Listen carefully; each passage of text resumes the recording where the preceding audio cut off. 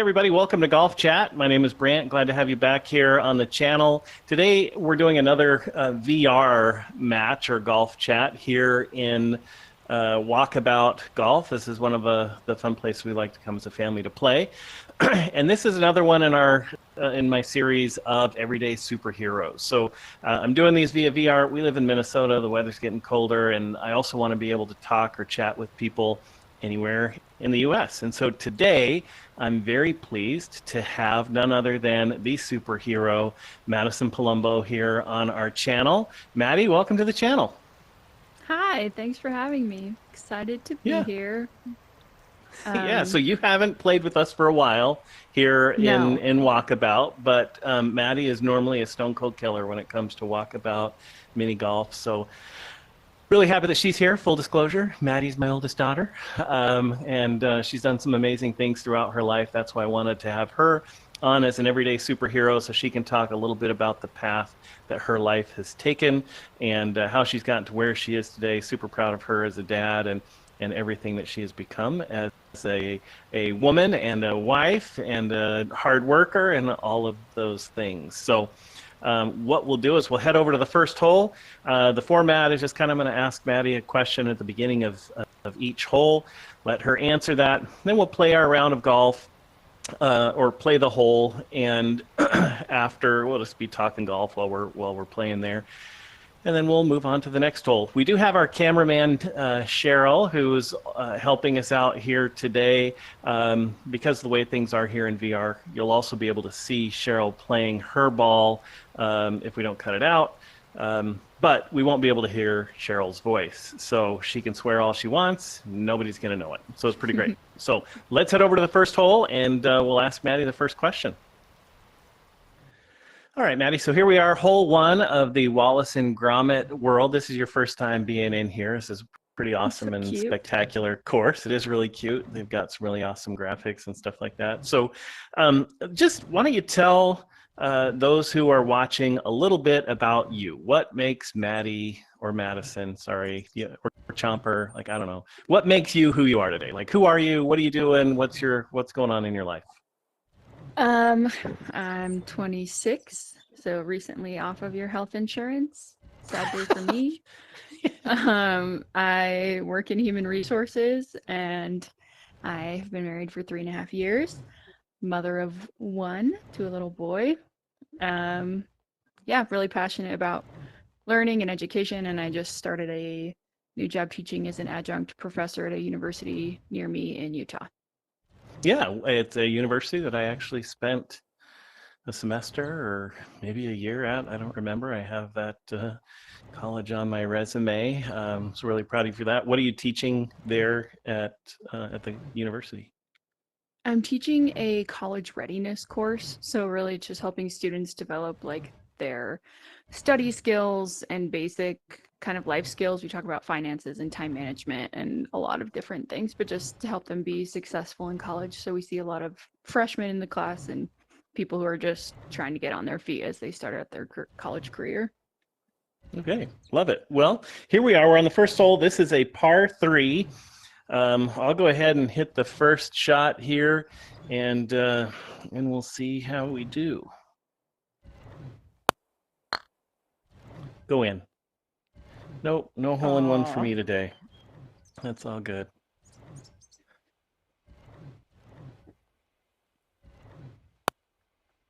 Go fast. Nice. Safe. I'm nervous. It's really awesome, just the detail that they put all throughout this thing. When we get inside, you'll see there's just some really cool. I feel like I just watched this movie recently. So. Oh, did you really? Oh, fun to see all the little elements. Yeah.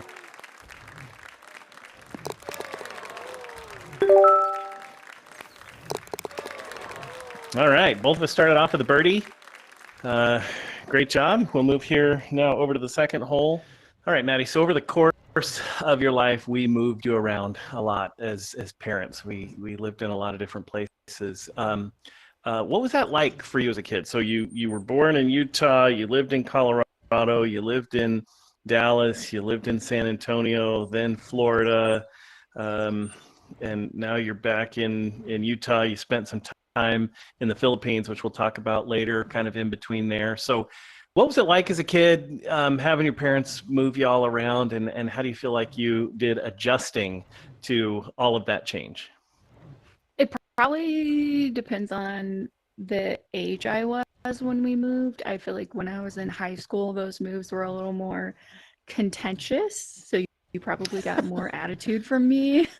Um, but I do think it made us really close as a family because I knew that like starting over and making new friends, like my built-in best friends would always be my family and my siblings. So I think it helped us all to be really close to each other and helped me learn how to kind of start over and get a chance to be whoever I want when I go somewhere new. Yeah. Uh, do you have a favorite place that we lived? Like, is there a certain place that you call home, Honestly, or if a people state ask you me, call home? I usually say I'm from like both Texas and Florida cuz like I feel like Mhm. high school are really formative years and I went through most of high school in Florida, but we lived in San Antonio for such a long time that some of my like lifelong friends I feel like came from there. And at this point I've probably lived in Utah longer than anywhere else, which Yeah. is surprising. So maybe Utah's home now. I don't know. Yeah. Well, that's a really good point. And I know when we moved you guys around, I like what you said. Our family kind of became um, closer because we had to be each other's best friends. Do you feel like, was it Texas where you more developed your kind of lifelong friendships outside of the family? Was it Florida? What do you, when you look back on your friendships that you've had, where do you feel like the majority of those friends came from, or is it somewhere else? Uh, Texas for sure for like childhood friends, and then college after that. Yeah. Okay. All right. Well, let's go here. Second hole is a par three. We got a little garden gnome up there guarding the hole, and he's sort of a bugger. He does like to I'm play games and hit your ball out of the way. just gonna send it and see what happens. Ooh, Oh, that's all right and though. hit it right into his hockey stick. I probably couldn't do that again if you tried. Okay. I like the music in this one too. It is very Yeah, on it's cute. theme.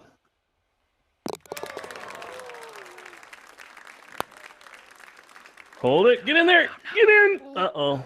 Oh, you Ooh, lucky dog. That nice. that's awesome. Might be a difficult view on your next shot, but Yeah. it'll be fun.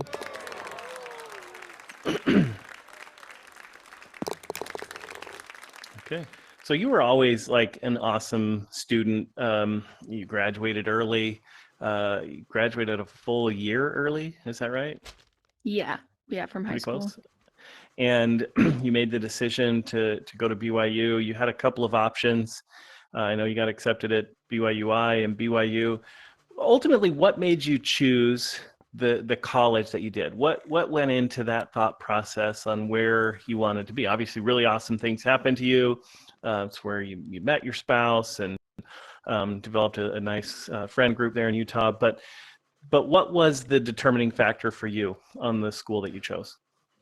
Yeah, I debated it a lot. I mean, money originally, I don't know if you remember, but like back when you took me on a senior trip to Chicago, I really Hmm. wanted to go to the University of Chicago. Yeah. And then I saw how much money it cost, and I was like, don't know if that's going to be a realistic dream for Yeah. me. And so I applied to BYU and BYUI, and ultimately, I remember asking you and mom about it, and you said to say a prayer and ask God because He knows you need to make a decision. So just go and ask, and He knows you need to know right away. So you'll get an answer. And I did, and felt like my answer was BYU. Yeah. And you were also really, you saved up a lot of money and all of those things ahead of time when you went to school. And I think you probably had the advantage of some Pell Grants during your time in college, but you also worked while you were in college. And I know there's a lot of people who struggle with that today. You know, a lot of kids going to school, they can't really figure out how to do school full time and work.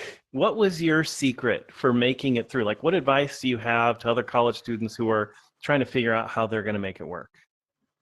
Because we didn't pay for any of your college, right? Like no. I kind of had the mindset of, well, I'm not going to benefit from your college. So why should I pay for it? So we helped you. We paid you for grades when you were younger and all that. But what, just what advice do you have? How did you get through it? I think having a growth mindset is super important, because I think going into college, like, you're going to fail at something. And so what's going to help you stick it out is knowing that with how many plates you're juggling, if you're working and doing school and you're trying to maintain a social life and get enough sleep, like, things will fall sometimes. And so it's okay to fail and try again. I also think time management is super important, and learning to prioritize and just decide what's most important. I knew there were times where, I wanted to stay up late with my friends on a Friday night, but I had work at 8 o'clock on Saturday, so I would go to bed earlier, and I was sad I missed out, had FOMO for some of those like moments. Sure. But I knew that paying my rent and paying my tuition was more important, and in order to continue being around those friends, I had to have a place to live. So yeah, so like, looking back on that, is there any regret? You know, Mom and I were trying to figure out, obviously there was no manual telling us how to raise our kids. We came up with our own plan. Are you going to do something different with your kids? Are you going to provide more assistance for them in college so they don't have to go through the struggles that you did? Are you going to have them go through the same kind of process you did? What are you thinking about there? I don't know yet. I think it'll depend a lot on the character of my child when they are that age, or children, who knows. Like, maybe college won't even be in the, like, something they're considering, and that would be fine, even though I'm a big supporter of college.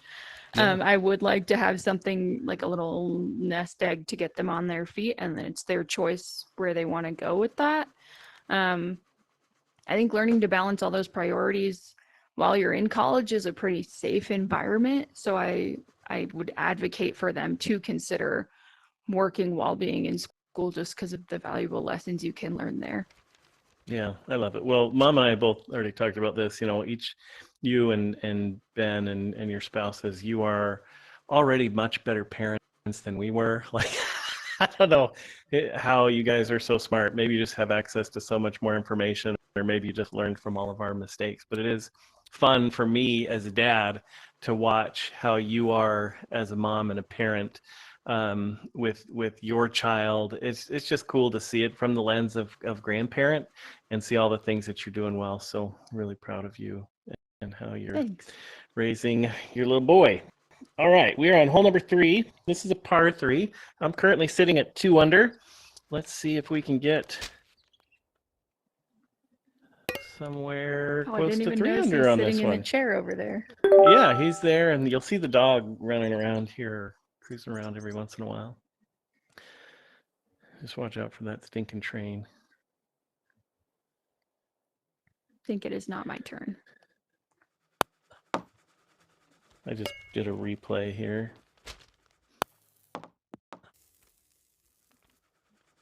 Okay. Cameraman, Cheryl, but in mini golf goes by Daryl. She had a really nice shot. Get over. Oh, that's okay. I haven't taken Nico in VR, but he might really like this with the train going through the living room. Yeah. It'll be fun to hear him talk about that. I don't even know what I was doing there. It's all good. Yeah, it's really awesome what they've done in here. There's another new level coming up sometime this month too, called 8. I think it's called 8-bit layer or something. So another. All right, Maddie, we're here on the 4th hole. So what did you get your degree in? I got my bachelor's degree in psychology, and then a master's degree in HR. Okay. And why did you go the psychology route for your education? What were your thoughts around that? And I think you knew, didn't you kind of know early on what you wanted to do?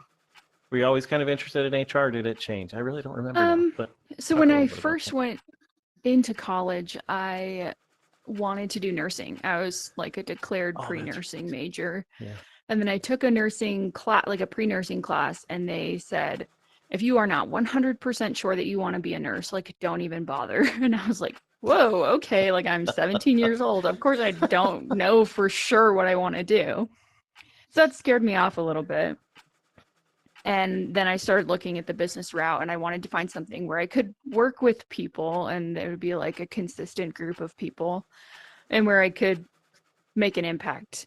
And that's where HR came into play. And I looked at going into the business school and doing HR. And then I completely bombed in finance and accounting.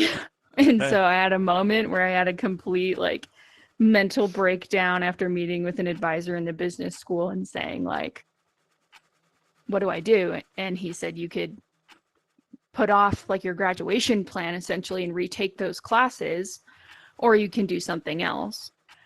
And I told him that ultimately, like, one of my goals was always to get a master's degree. And so I was thinking of doing a master's in HR. And the advisor said to me, he's like, if you're going to do a master's in HR, there's no need to do your bachelor's in HR too. So just go do something else. And I'd taken a general ed course in psychology and really enjoyed it. And so I thought, okay, maybe I'll just try that out, and ended up sticking with it and feel like it's been really valuable for my degree to understand more about people and how they work and why they make the choices they do. So no regrets there. Yeah, that's awesome. I as you were talking, my mind went back to when obviously you went to college as a 17-year-old. We were living in Florida at the time, and so you and I drove across country from Florida to Utah to get you to school. And the day that I had to leave you there, and I'm sure you remember this, we were at the light rail station in Sandy. You were dropping me off, and I forced you to leave because I wasn't going to get on that train. And pull away on the train from my 17-year-old daughter and leave her standing there on the platform, my oldest and first daughter. And so you left. I was in tears, and I got on the train. And this is something that's nice about Utah and maybe other places in the world. But I got on the train. I'm sitting there with tears in my eyes, and some really nice woman on the train, which is like, "Oh, honey, are you okay?" I'm like, "I'm fine. I just had to leave my oldest daughter here. She's going to school, and I'm headed back home." And but it was really nice to have a little bit of moral support while I was there. That was a sad day for me. And I saw a Facebook post the other day too, where I had said that you and I had been spending time at the gym a lot before you went to college. And I was like, why does it have to be that, right, just as your kids are at a stage where you love them and like them, you're kind of the parenting stage, the hard parenting stuff is over, and you just kind of get to be more friends. Why is that the time that they leave you? And yeah, that was pretty sad. Yeah. So on this hole, Maddie, what you see is you hit the ball in here, and out of the baker's nose, the ball is going to shoot, and it has to land in any one of these pots that have a flag in it. So you have to time it right to hit the ball in right when it's aiming at one of the pots. And we'll see if I can get this one. Yay! Oh, nice. Okay. So hit it just as it, anticipate just as it's going to the spot that you want to, the pot that you want to make it in, and hit just as it's. Oh no! Okay. Or hit it off the course. Completely miss it altogether, because that works too. That's all good. What the? Oh yeah, I'm he bounced out. self-bleeping, All so you right. don't have to do more edits later. Oh, we'll leave it all in. Hey, all right, good job.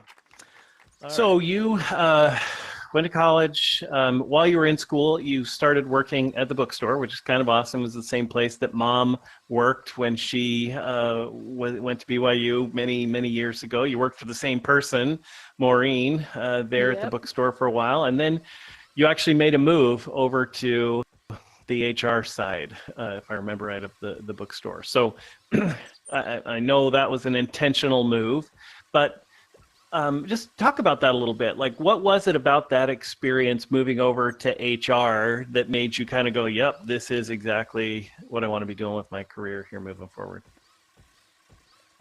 Um, I don't know if there's like a specific thing that I remember loving.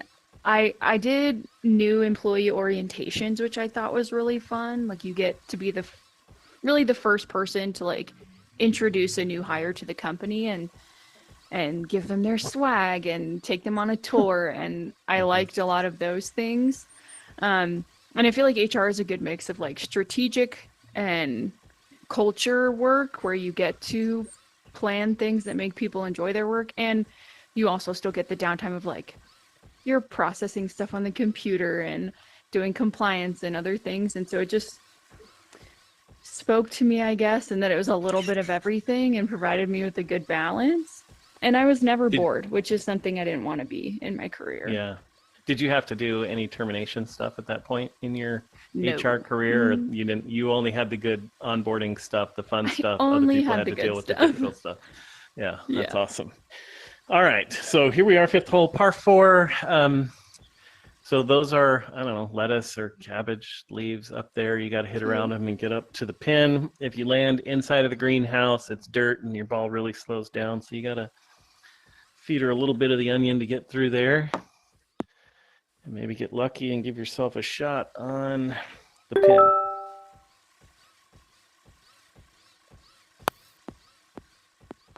This movie always makes me want to like eat a bunch of vegetables just because of the way it's animated. It makes me hungry. I have actually never seen a What? Wallace and Gromit movie. Yeah. There's something I think wrong with me. Get in, blast it.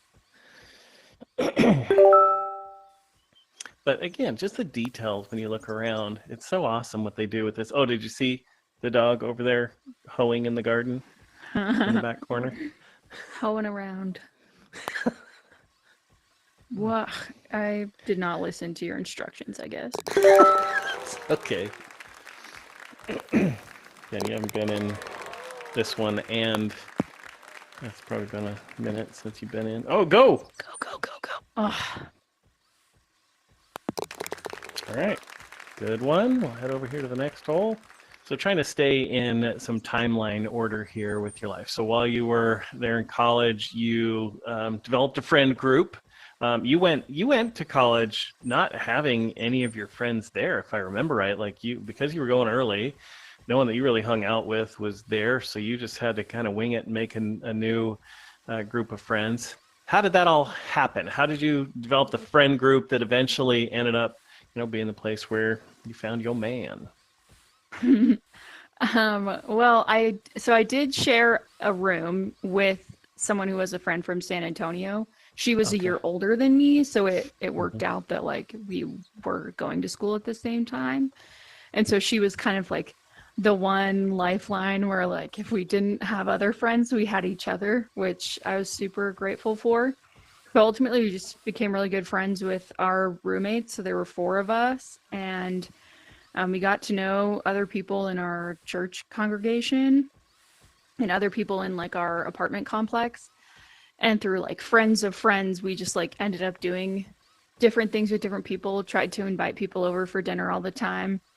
Um, and ultimately ended up making some really good connections with this apartment of guys who were some of my best friends through my time in college. And did you know Steele was the one right off the bat, or how long did it take you before you were like, okay, yeah, I like this So guy?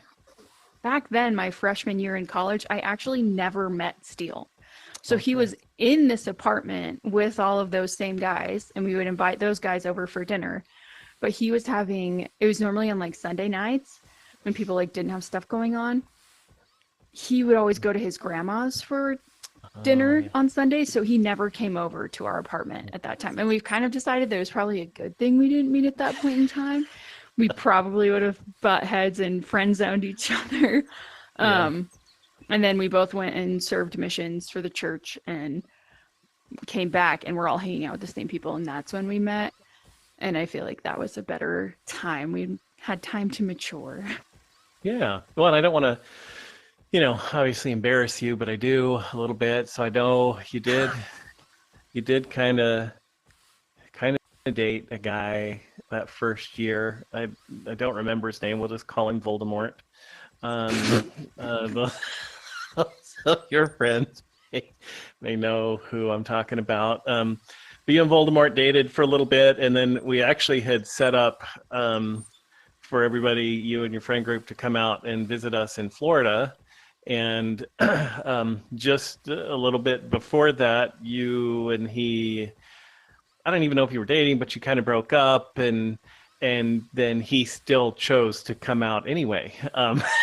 So how was that experience for you? And did I make it awkward enough, not awkward enough It was when he was it was there? super awkward actually, and I don't even know if it was anything that our family did. I think it was just the nature of all of it.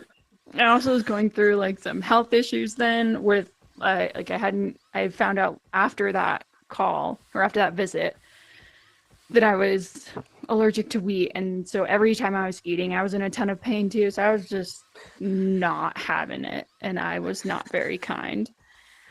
And yeah, so it was super awkward. But a really funny memory that one of the girls on the trip, every time the memory pops up, she sends it to me and is like, ha ha ha ha ha. Like, this was the most cringy thing that's ever happened to me.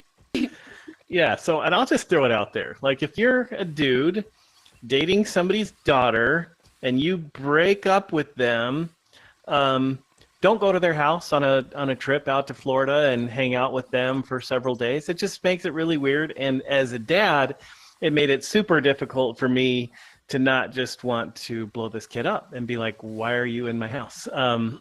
But I tried to be a Christ-like I individual I then, remember and you saying that like you would pay for the cost of his ticket if he wouldn't come out, but yeah, I didn't want to say anything because I didn't want to be mean, and I feel like we were trying to sure, like be friends, yeah. but I probably just like wasn't mature enough at that point in time to like know how to navigate that, and so it got awkward. And I guess that's the beauty about awkward things. It gives you great memories down the road, things to look back on your life and kind of laugh at and realize that, hey, you make it through it. Like there's hard stuff, weird stuff, awkward stuff that you go through. And in the moment, it feels like you probably want to just die, or hide in your room, but you just face it. And after, every day only has 24 hours in it. So it was guaranteed that no matter what happened, 24 hours a day was going to be over and another one was going to start. And there were a limited number of those 24-hour periods that you had to deal with before things were just going to change. So I think you handled it well, and I probably could have handled it better. But I mean, you did yeah, always push us to learn to laugh about it quickly. Learned that after that other person in high school that I liked and shut them down without knowing.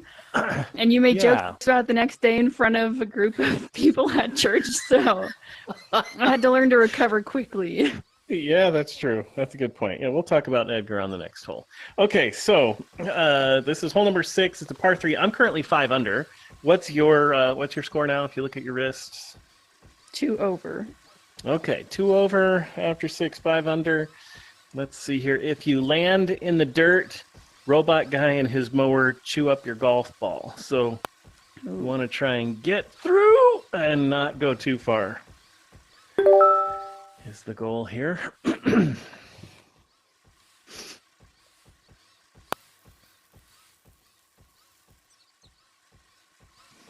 Oh, might get lucky.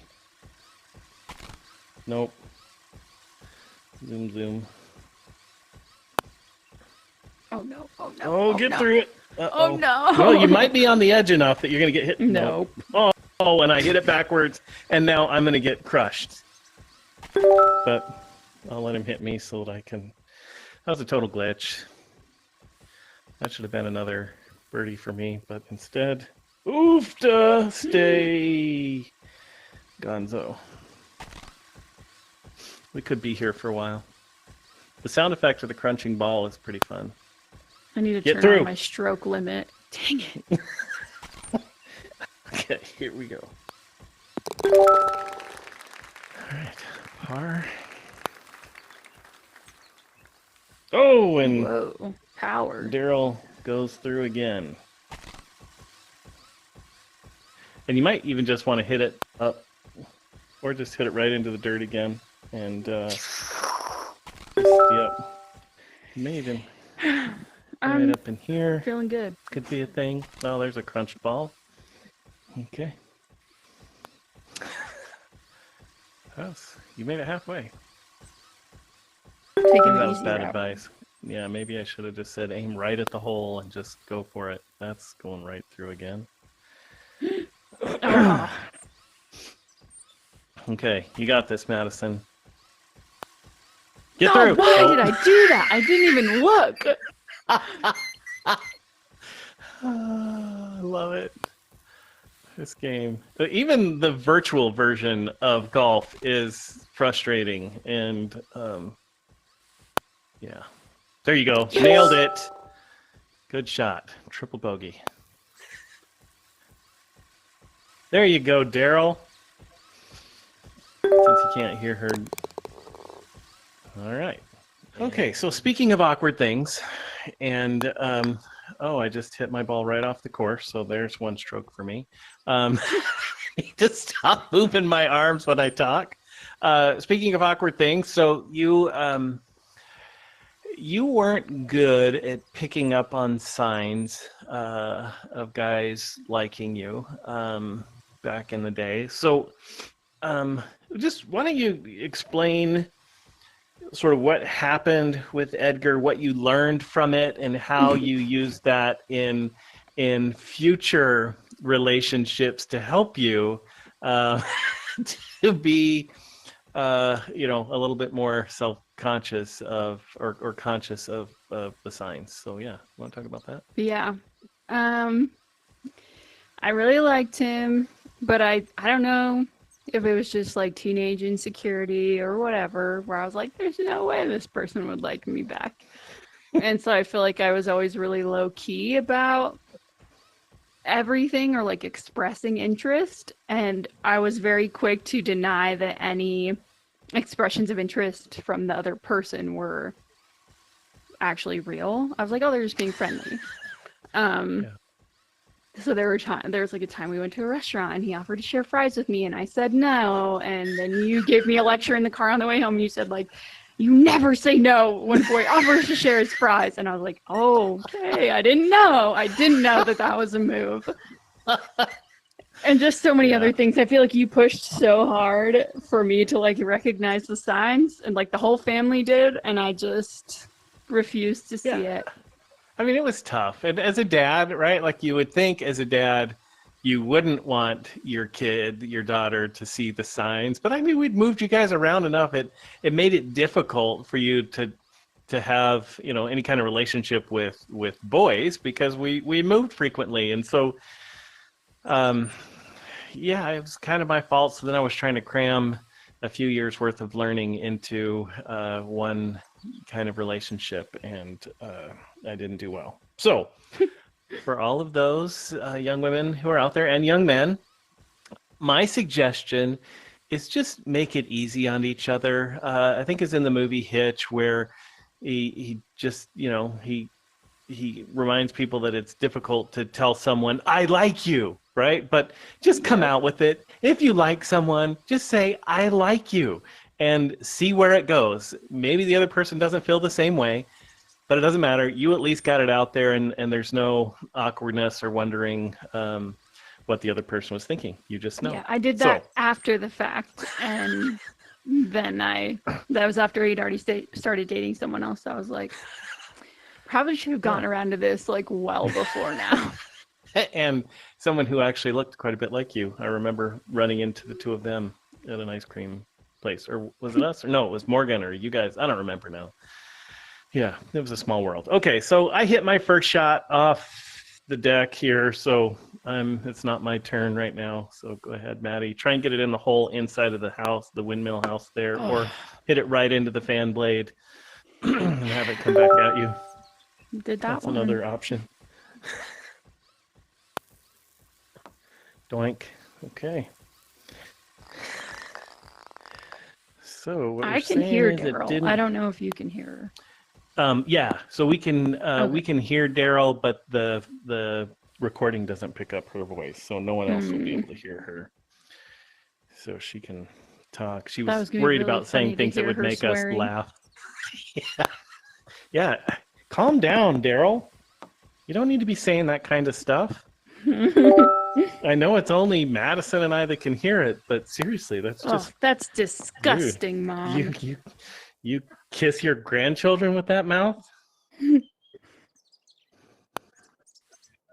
This feels like that episode of The Office when Jim is saying that Dwight is like taking off his shirt or whatever, and that he has a chainsaw. And... Yes, and a Muppet Baby tattoo. That's Animal from the Muppets. Yeah.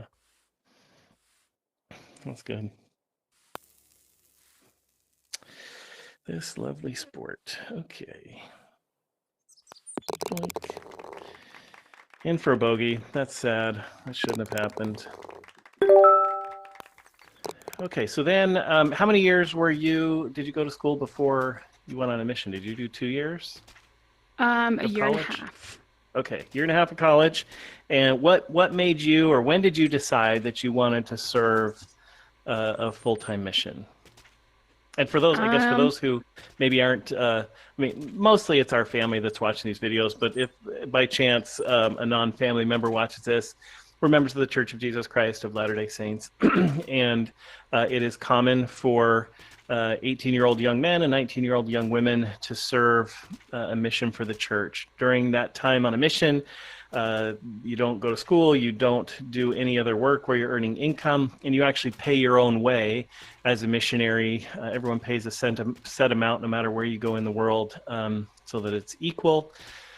But you go and you spend either 18 months if you are a young woman or 24 months if you're a young man, with the goal of talking to people about the Savior and teaching them about his love and the plan of salvation, which is an awesome guide and comfort for us in our lives to help us really feel confident in knowing that even when bad things are going on around us, we can count on the Savior to help us out. And so you made a decision that you wanted to serve. Not all young women serve a mission, but you chose to. What was it that caused you to want to serve? And then tell us a little bit about your mission. So it was back when I was probably like 13, actually, that I decided that I would want to serve one, because they announced that they'd changed the age that girls could go from 21 down to 19. And I don't know why that just seemed so much more realistic to me as a 13-year-old. Don't know what my concept of time was, but I remember having a moment where I was just like, yeah, I'm going to go serve a mission. So I did my 3 semesters of school and got my mission call where I'd be going like 4 months before my 19th birthday, and then started my mission a month after I turned 19 and got a mission call to the Philippines, which was awesome. Yeah, and when you first got your call, was that even on your map or radar that the Philippines would be something? Did you have somewhere else that you thought you might go? I don't remember having anywhere I thought I was going. I thought it would be cool to learn a new language, and I also thought I was just like, please send me somewhere that eats rice, because I was still dealing with like my allergies and didn't want to go somewhere where they eat a ton of pasta and bread, because then I wouldn't be able to eat anything. So I was like, please just like let me go somewhere where they eat rice. And I got the Philippines, which was perfect. Oh, I love it. I'll ask you some more questions here about your mission as we move through. But this hole, you got to skirt around the little spinning motorcycle here to try and get to the hole on the other side. Something like that.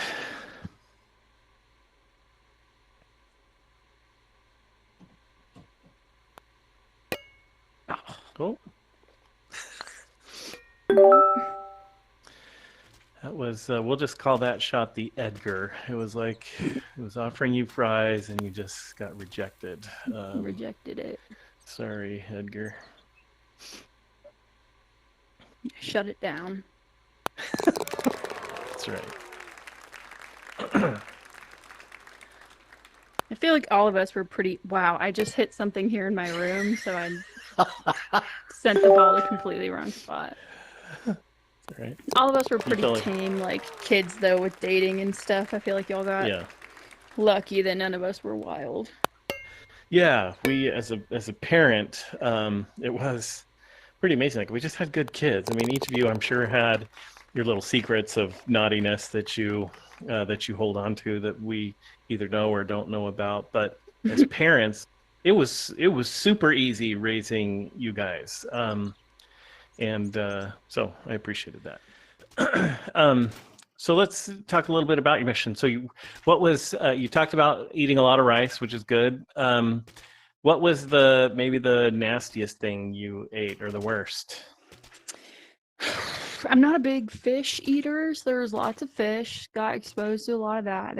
I remember like we were kind of waiting for like public transportation, so we stopped in this random house and they had all these little tiny fish and they were raw and you just like eat them raw. Strongest fish taste ever in my life. And the fact that it was raw and I never even really ate sushi before I went out there, like I did not eat raw fish. And so I felt very brave.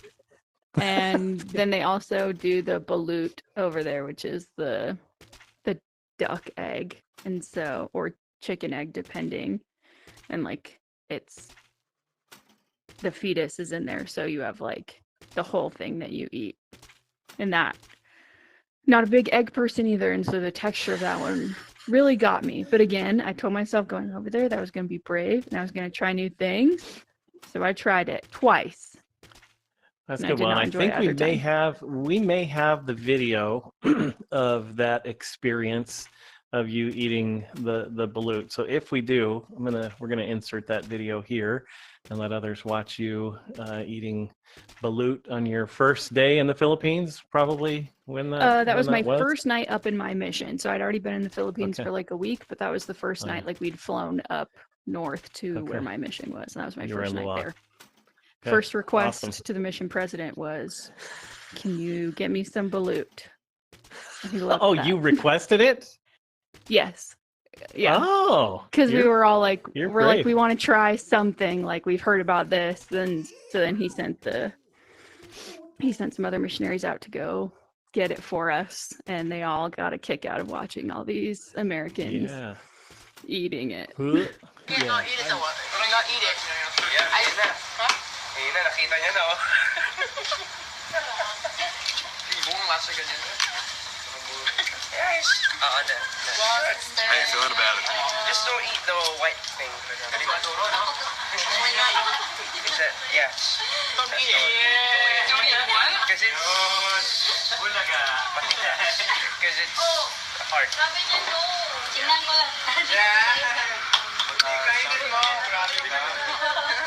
What part do you not eat? Yeah, that white one, that's hard. Oh. Eat it. What part? Black bit. That one that you're... Eat it, the black one. The black one? I don't like it.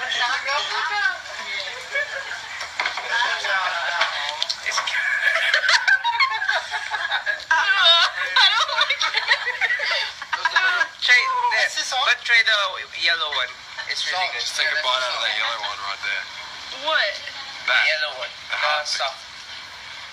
This? Ready? Yeah. It's good. Just take a tiny bite. Eat it all. Should I try? Yeah. Ready? No, I can't. Yeah, I'm so lucky that I got to go to Germany. I'm a very weak person when it comes to food. I'm a picky eater. I would not have done well with most things, and so Thank you, Heavenly Father, for sending me there. To Germany. Okay, so hole number 9, we're about halfway through. This one you'll see there's a strawberry jam shooter, I think is what that is, launching it everywhere. If your ball touches the strawberry jam, it slows it down significantly and leaves your ball really sticky, so it doesn't like to roll well afterwards. So try and stay out of the jam as best you can. Just give yourself a shot at the pin.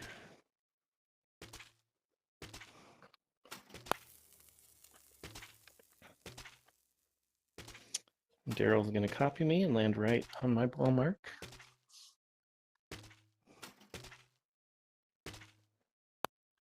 Oh, right in the sauce. You are going to have to hit that like full power to get through that jam mess. I had to make sure I enunciated that properly. Otherwise, it would have sounded. I mean, the other way would have a also bit like been. a swear. Yeah, it would have been accurate. Nice shot, Daryl.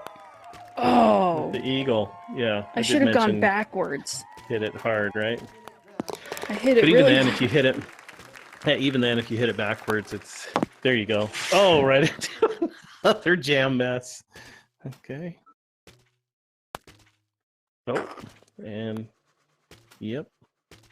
Your ball's really pretty right now with all the jam on it. Yeah, makes me want toast or something. Maybe I'm just hungry. Nice hit. All right.